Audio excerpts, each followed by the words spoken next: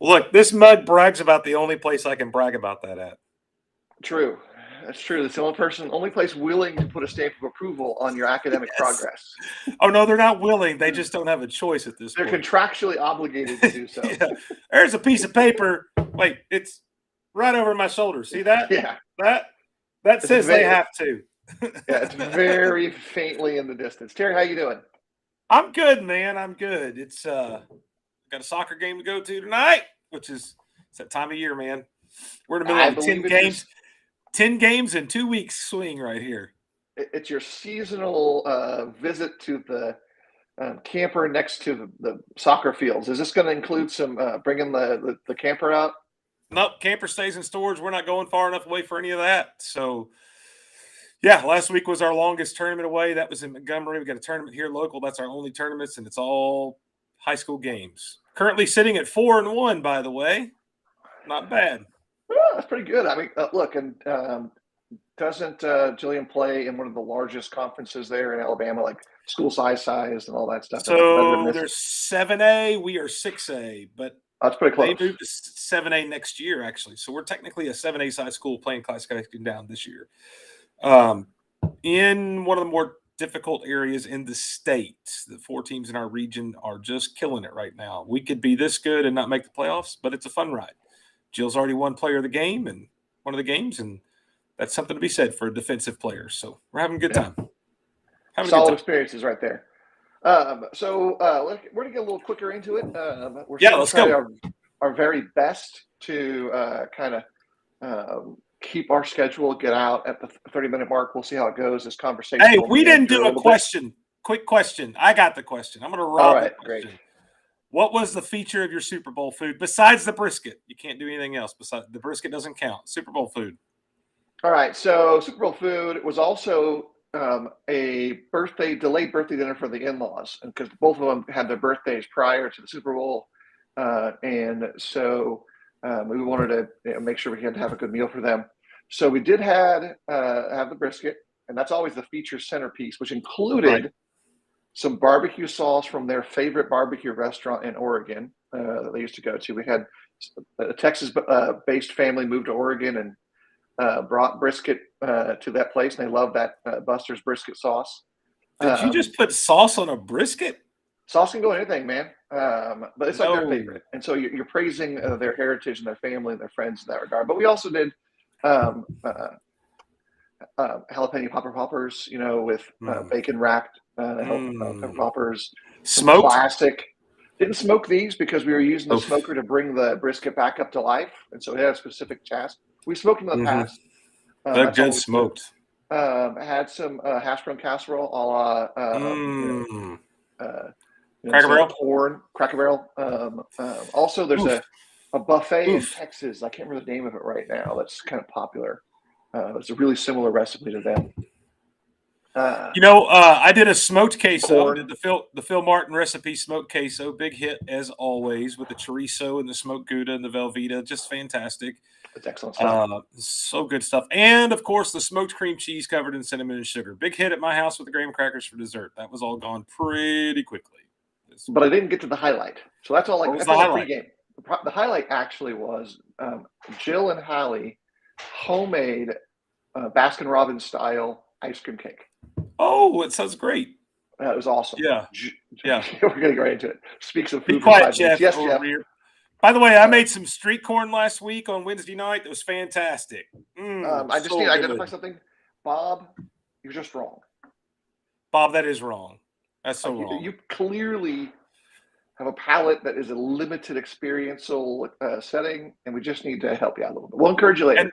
And by the way, I love pork. I lived in Memphis for 11 years. You don't eat brisket in Memphis, but I love brisket too. There's a place for everything. So let's get into the show. Yeah, okay. So one of the things Terry's and I have been talking about, we were kind of bouncing different subjects for conversation today. Some were humorous, some were serious. My favorite was, what is bad PowerPoint and why does Phil keep doing it? That was my favorite proposed topic. That's my face. Go ahead. Sorry. Yeah. What was this kind of cultural attachment to the present and the past?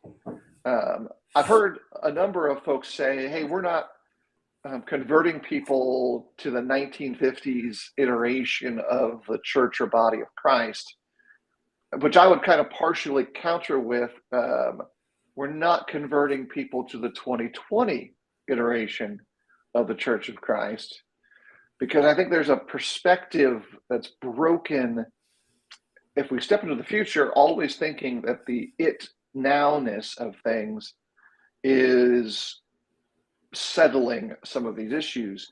And I think there's a space in preaching, teaching, evangelism where understanding those two eras helps you understand people, but it doesn't necessarily create persuasion that's going to create perseverance and faith in the long run.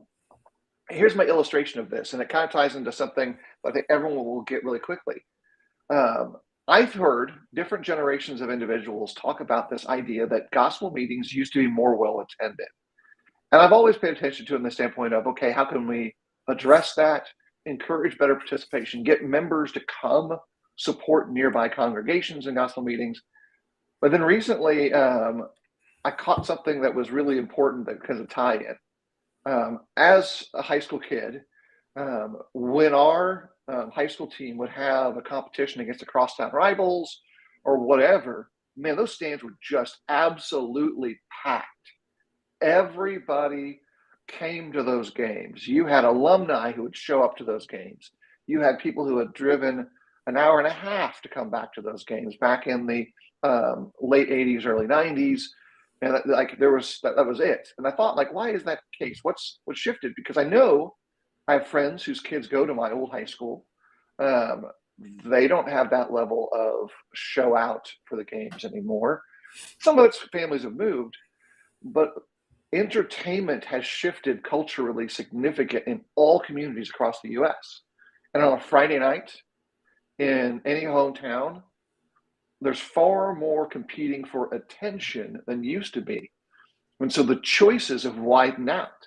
You may have a home football game, a home, an away lacrosse game, a basketball, event taking place in the pregame, and a gospel meeting. And so everybody's schedules are shredded, and they'll make the commitment to be part of their local meeting, but they may not go an hour like they used to a faraway meeting because of all these competing issues. I think that's a problem that actually exists in all spaces. I think social media and the internet play a part in that too. And we're not going to fix that. There's no amount of incentivizing and pressure that you can get people to change when you look inside yourself and you say, look, if my kid's doing a thing, I want to go support my child. Am I going to go to a gospel meeting or go to my son's basketball game when it's not at my home congregation? And I think that that's something that is that 1950s to 2020 context. The 50s, you didn't have that conflict. Less options, less sports, less etc. 2020, you got all those things. And it's not necessarily a bad thing per se. It's a thing that we've got to grapple with in the community and culture that we're in. And I think that's part of this 1950s, 2020 Church of Christ going into the future. What are we actually doing? And are we shackled to the past? Like, are we just saying, well, they used to be so good and they're not good anymore? I don't believe that. I think preaching actually in many cases is far better. Just like the Bible classes at Ford College are better for many reasons due to the scope of the faculty at FC from when Terry and I were there. Just a side plug. But by the way, so I'll say this: where Peyton played football, what you just said is not true. But I can tell you why it's not true. It was a sellout every night at home. I mean, over 1,000 students every night. It's standing room only every night. But I was a part of a team at the time where we put a lot of effort and energy into making it the prime event in that town. That's where you were on a Friday night. It's the only high school in town, still the only high school in town. They're the largest high school in the state. And every bit of effort in marketing, word of mouth, everything is put into making it this is the place to be on Friday night. And it's successful. The towns you described, which is the majority of them, Phil, is none of that happens. You just schedule football games because it's football season and that's what you do, which is the same approach to gospel meetings, which is talking about what we're doing here. We have gospel meetings in most places because that's what we do. So much so that you and I have both been involved in planning of gospel meetings in other places where we're the guest speaker, that the date never changes, the times never change. But you know what? They don't put as much effort into in keeping the tradition and history of the times and location of the meeting is the purpose. Those same places are like, nope, this is the only week we have this. It's got to be this week. If you ask to change it or you ask to shorten it, are the same places when you go, well, what do you want me to talk about? Just bring your best stuff. We don't care. Yeah. Right. And my point is ahead. in regards to that specific illustration is one of those approaches is doing something as a tradition and a part of our heritage and keeping that part. The other one is when somebody goes, we want this series of lessons. When can you come? This is what we want. It has a lot of effort, a lot of energy, a lot of purpose. It's completely different approach to the two things. One being clinging to the past, one being a response to the needs of the present and the future. And that kind of gets to the heart of what we're talking about in this kind of approach, I think. Yeah, and I use this as my constant illustration. One of the churches in the DFW area had me in for a meeting, probably at this point getting close to 20 years ago, and I was the first one to participate in this meeting under their new format, which began on Saturday night and ended on Thursday night, because they recognized that in their local community at that time, football was a big deal, and if they were trying to draw people to these meetings on Friday night, it was just not going to be something that they can get people to be there for. And so they said, why are we putting all this pressure on our young people, on our parents to be here when we can do this on Saturday night? And maybe we'll get some of those families that are friends of those high school kids, parents, etc., to come on that Saturday night that would not have come during the rest of the week because of jobs the next day, but now they'll come Saturday night. And so Saturday night actually became the signature evangelistic night for that meeting. Like, this is the one we want you in this setting to really give something that's going to draw the hearts of people who maybe have never been at our church before. And it's like, and we don't want to get bogged. Boom. We don't want to get bogged down this just being about gospel meetings. Okay. Right. This is just illustration. It's illustration. I was at a place where we would have 230 on Sunday morning, Monday night dropped down to 88. And the elders said, I'm so tired of this, spending all this money. It's not working. I was like, well, then stop and ask the hard questions. What's not working? What is working? We went to a Saturday and Sunday only. We put 5 sessions, 6 sessions usually in those 2 days, which is almost as many as a week-long meeting, by the way. And we didn't always have 200 people, but we had better attendance, and we chose focused, purposeful things. Yeah. And when we did that, we met our goals because we looked at our goals differently. Right. But you have to shed the traditional baggage of we have to have a gospel meeting because we're a Church of Christ, which is what it is. And there's a lot of things that we do like that, by the way, that we carry along with us and we hold on to. And sometimes are things that, and I think so much of this is generational. I think it's cultural, but it's generational, because even right now, there's a different mindset between people of our age. I guess we're borderline millennials. I don't know, but the boomers, us, the Gen Zers, we all think differently. We all do things differently. And one of the failures that we have sometimes is we don't do a good job of understanding how to view all those things in the proper perspective and figuring out what works best. We just cling on to the tradition. Yeah, and we've got to figure this out, because a comment was made about the musical choices for the Super Bowl halftime performance in my house that said something to the extent of, why do they all look like try-hard youth pastors? Which is just as problematic as preachers being required to wear a certain shirt and tie. You got to look a certain way to be in that role, which was something said to me by a wonderful member of our family. Hey, why are you wearing jeans? I was coming over working at his house. He's retired, an older preacher. He expected me to have a khaki and a tie on. And I was like, because this is what I'm here to work. I'm here to do this thing. And so for me, it was appropriate. For him, it would have been inappropriate. We've got to think through these cultural intersections in a way that says, okay, what are our real goals? What actually meets it? And just because it's tradition doesn't mean that there's no value to it. Why should we have a gospel meeting all together at all? Why are we doing that thing? Because they're not, biblically explicit. Paul just went to places where people pray. Let's do that. Okay, how about both?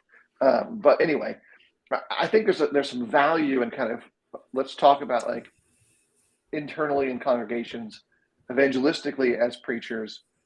There's some good here. And I'll give two more quick illustrations. I don't use tracts. I don't hand out tracts. They say, here, read this. I hand out opportunities to talk. So let's talk about this. But somebody else might go, hey, these work for me. Awesome. Yeah. Here's a bunch of them. Have all mine too. Give them to everybody. I really think there's probably some middle ground there that's important. You're still kind of stuck on the youth pastor comment, I think. No, I was just thinking about, I don't knock on doors. Right?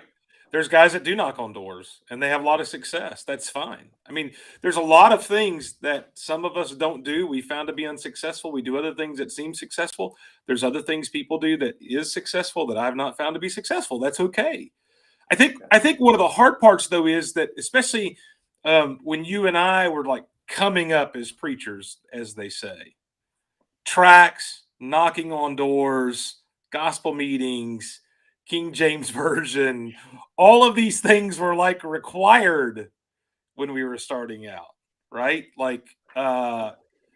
Probably not King James for us. It was New American by the guys that trained us. But again, all of these things were hey, and when I started out, by the way, tie to the office every day. I don't even tuck my shirt in anymore. I mean, it's just one of those deals where things have changed, and we need to make sure that we're not so tied to this box of what is. Yeah. One of the things that happened recently, we got a couple of screens around and our songs are all up on the screen. And so here's one of those things where just kind of challenge the thinking of myself. The front screen's been having some issues going in and out, and it went out while I was leading a song. So I just walked to the middle and shouted out, everybody look to the other screens. And I got to tell you, one of the things that happened, by the way, was the singing was way better when we're all facing each other. Well, yeah. Yeah, right? So, Especially when they weren't looking at you. Yeah. Well, they were looking at me as in the middle, but it's just better. And I said that to somebody later, and they're like, yeah. And I said it to the elders, and they're like, yeah. But I said it to one member, and I was like, there's a way we could figure out how to put the auditorium so that we all faced each other in a big circle or something, and we could hear each other sing better. That would be amazing. And I was like, and they were like, yeah, for the singing, but then everything else, we have to look at each other. We can't do that. And just this challenge of rethinking how we sit, set this person over the edge. So it's so weird. You mean while you're talking, somebody can look me in the eye? I'm like, yeah. I mean, I can't. Well, that's kind of normal for me because yeah. And I told them, yeah, I'm just I get to see all your eyes all the time, So again, it's those kind of things where well, we don't do that here. That's not how we do things. That's one of our issues that really holds us back is right. And doing so in a thoughtful way that doesn't drive over the conscious experiences of the past, because there's great value into why those things exist as they did and do. And that's one of the reasons why I think it's super important to read the writings of preachers and scholars of the immediate generations behind you, all that restoration literature, that space. I've tried really hard to read as much of it as I can get my hands on, because it informs me about both their present tense, their culture, and kind of the brethren's experience that you're going to be working with. That's their generational experience religiously, and I didn't live it, but now I can learn from it and connect to it. And not all of it is well written, but it's well intended by the participants. Like they really put thought and careful planning into what they were trying to accomplish for the most part. And so I think there's some good, practical value by connecting those dots. By the way, I think it's interesting that pretty much Jeff Arir talks about how Hale shut down the show. Pretty much Food Talk did because nobody's commenting since the end of Food Talk No, back. no, no. Kenny Embry came up. He's talking Oh, about. okay, yeah, So yeah. Kenny's with us. Let me say this about this whole idea of tradition. Though. One word of caution, because we've seen this, and I mentioned this to you pregame. We should not be so held to tradition that we can't do anything because that's not how we do things. At the same time, let me warn people who might be tempted to change everything as a kind of kickback to tradition. And the only things we can't do now are the things that I view as tradition. Yeah. Like both ends of that spectrum are bad. Like all you're doing is supplanting prior traditions with a new tradition in that practice. Correct. And that's one of the things. And as Bob says, typically practices survive because they work. Typically, I think that's true. That doesn't mean they can't be changed. But don't be so frustrated by tradition and you blaming tradition for other things that you'll do anything but what you view as traditional. And that's the challenge, I think, again, on both ends there. Well, and some of these things are things that you can test the experience in other settings.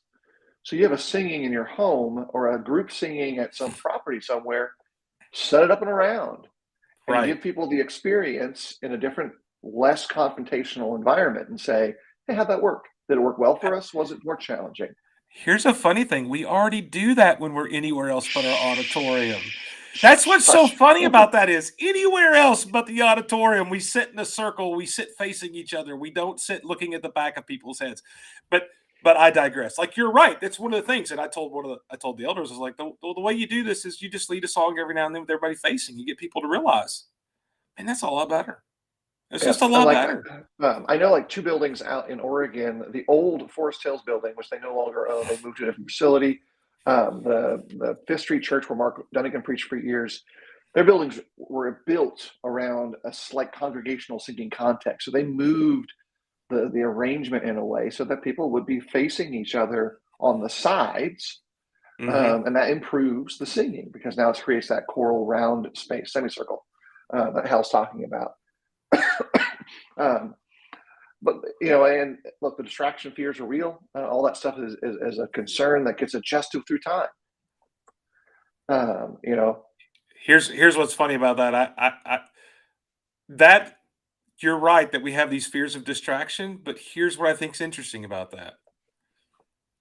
That just to me screams that we've formalized our worship too much. Yeah. I mean, the reality is, okay, you got kids. Be glad the kids are in there, right? People can get water. I mean, I preach at a place where people bring their water bottles into the auditorium. I mean, it's like what's the big deal if it comes from a fountain or water bottle? Especially with COVID concerns, I'd rather them bring their own water bottle.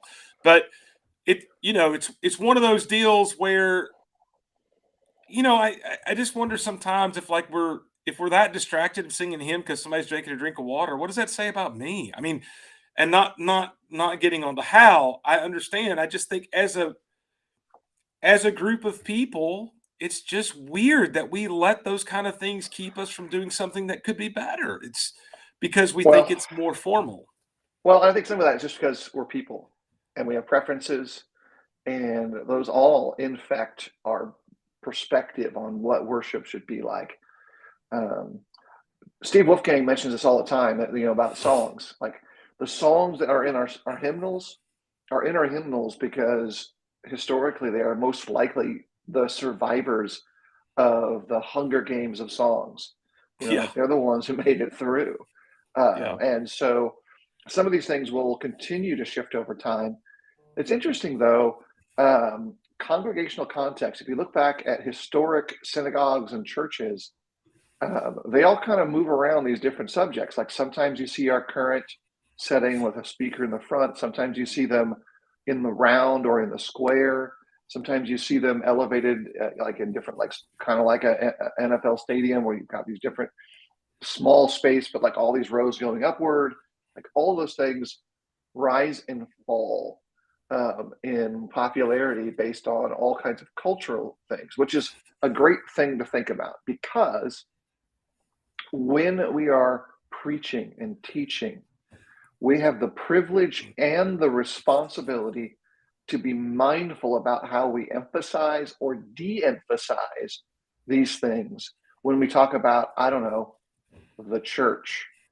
When we talk about fellowship, when we talk about the interaction of the church and fellowship with the individual, like those things are really going to be the seeds we plant that will grow into something in the future that can either be a replication of the worship of our own childhood or a closer match to what God is calling disciples to be. And we can work in our space and be very effective without saying, well, no, your church service has to look like this. Like this is how it is. I think one of the things to emphasize about this is it's not a matter of what, and to be clear, at least where my thought is with this idea concept that we're talking about, it's not a matter of doing something because that's the way we've always done it. The questions that need to be asked wherever you're at, whether it's the way you set your congregation up, how many songs you sing, how many song leaders you have, whether you have a gospel meeting, if you have Bible classes, when the Bible class, all those things, how many times you meet, all those things. Because autonomy allows each congregation to do this. And that's the first thing. Every congregation should figure these things out. But we shouldn't just mimic other churches of Christ because we're all churches of Christ. Yeah. And it shouldn't be, that's just a form of denominationalism at the end of the day. Secondly is, well, once you get past that, not secondly, but first is it biblical? Not whether it's traditional, but is it biblical? And secondly, like, what's the purpose of this? Is it something that's beneficial and that helps our congregation in some way? Those are the questions that matter, not tradition. And if doing the things the way you've always done them is what is effective, and by the way, sometimes it is, because you have some people who would be deeply disturbed if you did not continue to do that. Yeah. So that would be more beneficial. But those are the ways you make these decisions, not just clinging to your pedigree and your heritage and your traditions. That's and we've got to do that. What we're saying is you've got to have leadership that is willing to think through everything rather than just being leaders who maintain what already exists. Right. And that's the challenge. In the focal space we're looking at here, we're talking about, Bob asking, is this the antonym of distraction, formalism, or focus? The answer to that is partially it can be. Like it really can be. But in the space of the evangelist, preacher, minister, Bible teacher, there's a lot of this that actually isn't immediate to your task, but the way you teach will absolutely influence those decisions. Right. Just kind of rethinking the process gives you the chance to say, okay, what are my goals? What's my purpose? What I need to say today that can help us do this? Again, do I appeal to our heritage, or do I appeal to, and look, there's a time when you appeal to heritage because you're talking about discussion or context. Says this is how we solved it in the past and how it matched the biblical context. But now the challenge has shifted. Let's use those same spiritual tools here. And so you appeal to heritage there in order to apply it right now. By the way, COVID allowed us to rethink everything.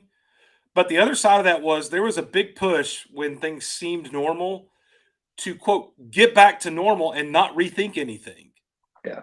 Because the tradition that was pre-COVID is what we wanted, because it was a sign to us that things were back to normal, and it was a comfort level that we were, and that was dangerous too. Like, take the opportunity to rethink. Don't just do something because it's normal and that's what makes you feel good because of the political climate and the social climate of the day. Like, let's figure all of this out. And to Bob's question, I think it could be both. In one sense, for the individual, focus, their ability to focus is the antonym of distraction. But from a congregational perspective, we use distraction kind of as this answer to enforce formalism. And that a couple of weeks ago, we talked about, we've taken that statement from 1 Corinthians 14 about decent and order, and we've really kind of used that as a wrench to tighten everything down the way we want it to be, which is pretty funny because we've tightened it down way further than the actual context of what Paul's talking about, where there's multiple speakers and multiple song leaders and people hopping up because the Spirit's moved them. Like, that would send us into a panic today. And yet that's what was happening then that Paul said was decent and in order. And I think it's just interesting how we've used that to totally go beyond what they were doing themselves in the context. So again, for me, this is just a matter of rethinking things, being willing to even open it up beyond just leadership to go, okay, let's look at our worship. Is what we are doing working? Are you coming and being edified? And if not, why not? And looking at that and being willing to listen. You might find things are being done in a way that's not effective. Yeah. And on this clause, one of the great powers of thinking through and asking those questions is the power to verify the practice. You may run the entire circle and realize, we're actually already engaged in the best solution for the church that I'm part of.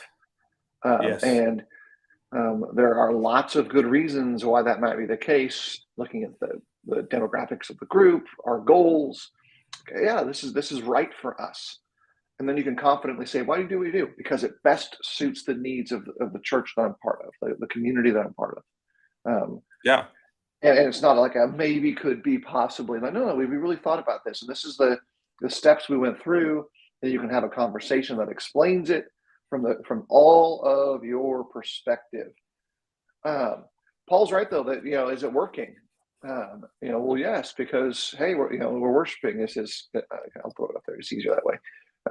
It's just a really simple thing. You've got to then, both pre and before, at least have some emphasis on metrics. Like, what are we going to use as our standard? Like, what are our goals? And I'll include this way: if our goal is improved singing, that's a mix of both objective and subjective contexts. So objectively, improved singing might take place with improved participation, or improved volume, or better song selection, or intentional song selection. And you can metric those out. But the experience of singing is in that subjective space. And a lot of that has to do with your own emotive state for that day. And so you're still going to evaluate it, though. But each of those things can have some metrics pre and post. Like, you also have to ask better questions than, is it working? Because working is like generic, right? Yeah. I mean, the questions need to be like, is it more subjective? I think is what I'm trying to say. Right. Are you being edified? Hey, look, here's one of the things about edification that's, I think, really hard for a struggle. There's a part of that that's subjective. Phil and I could listen to the same sermon, and I might find something from the speaker to be edifying about him, and Phil look at something completely different because of our personal taste. And that's okay. But those questions need to be asked sometimes. Hal's right. Is it working? Is the building not on fire? That's exactly what's going on. And are we still able to keep the lights on? That's the other side of, is it working? Yeah. Just good question there. The answer is it should not be an elders and preacher only discussion. But as with all things, you bring people into the dialogue as their skills or experience bring value. Yeah. And eventually the answer is everybody becomes a participant at some level, but you may not step into the conversation right away. You may need to pause and ask the what and the why questions early from informed experience. And then the what and the why lead into the how that brings in a larger group. Okay, this is our what. We're going to do this. Why are we doing that? Okay, this is why. Well, let's get some more expertise to get into the how space. Because there's some things that we don't know. This is why your elders especially need to have relationships with the members and not just be these kind of like clergy laity distinctions sometimes that we've adopted from other practices. Like, don't be the CEO's board of directors that's meeting to make decisions for the customers you've never really talked to. You've got to have relationships, personal relationships. And a lot of these things, by the way, you have those personal relationships and you have somebody, let's say you have somebody in your home, you're an elder, you're a shepherd, you've had people in your home, somebody sitting at your table, you're having a good time. You can just say, hey, look, I just want to know how you think things are going. Like, be honest with me. Don't pull any punches. I can handle this. What do you think's not working? What do you think's great? Like, tell me. I want to know. And if you build that culture where that's a common question and people know you don't get offended easily and defensive, and you listen and you take that and you validate that you hear them and you use that, even if the answer is no to them, you can still let them know you heard them. That's the kind of thing that doesn't happen normally. And that's one of the things I want to say about this kind of as we wrap things up. This is not a one moment in time conversation where you and the leadership for the next 3 months take time to go, is everything we do working right now? It's a continual thing. This has to be a continual evaluation. Sometimes things happen accidentally that like our screen going out where it may call somebody like me to go, hey, this may be better, may not be able to do this, okay? May not work, may not be right. But here's something to think about. And I just think that that be willing to have the conversation continually. That's the big change. And that's why we talk about stepping into the future and leaving the past behind is you've got to be willing to have the conversations that change is possible and listen to the suggestions. All right, that's a little extra for our time today, but hopefully it's been worth your time to have the bonus food conversation at the front end, which is pretty much going to be a standard course of Pork fare. and brisket. Pork and brisket. Pork and brisket. We can have both. But aside from that, as always, if there's something Terry and I can do to help you in your work, if you've got suggestions for conversation, things that you think are important that we might need to be aware of, just let us know. I'm happy to include it in the dialogue. Everybody have a